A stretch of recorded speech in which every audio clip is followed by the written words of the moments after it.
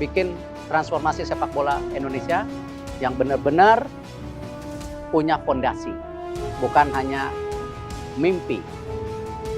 Dan tentu saya berharap dukungan para media semua menjadi watchdog sepak bola yang bersih.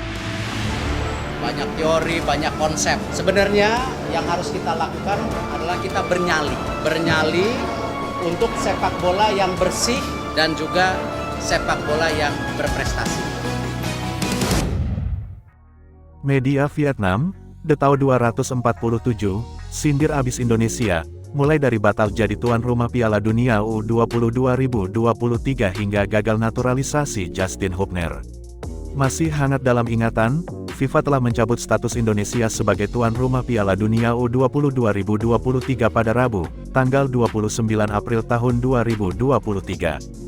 Keputusan tersebut berawal dari polemik penolakan keikutsertaan timnas Israel U20 oleh sejumlah pihak, termasuk Gubernur Jawa Tengah, Ganjar Pranowo, dan Gubernur Bali Iwayan Koster. Singkat kata, FIFA pun mencoret Indonesia sebagai tuan Piala Dunia U20 2023 yang kini digantikan Argentina. The Tao 247 pun menyindir habis-habisan Indonesia yang gagal jadi tuan rumah Piala Dunia U20 2023.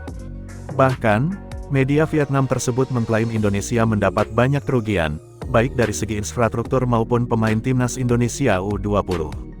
Tersingkir dari Piala Dunia, Indonesia tiba-tiba mendapat lebih banyak kerugian, tulis judul artikel The Tao 247, dikutip Rabu tanggal 19 April tahun 2023.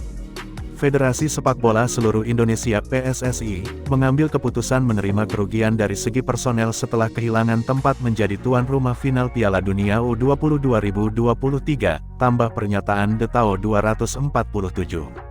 Sebelum dicabut statusnya sebagai tuan rumah Piala Dunia U20 2023 oleh FIFA, Indonesia banyak berinvestasi untuk infrastruktur dan para pemain timnas Indonesia U20. Tak terkecuali, ada program naturalisasi 3 pemain asing asal Indonesia untuk menambah kekuatan skuad Garuda Nusantara. 3 pemain yang dimaksud adalah Justin Hubner, Ivar Jenner, dan Rafael Struijk, semuanya keturunan Belanda. Namun, keputusan tak terduga datang baru-baru ini setelah Justin Hubner dipastikan tak melanjutkan proses naturalisasinya. Kabar ini pun kembali menjadi sorotan The Tao 247.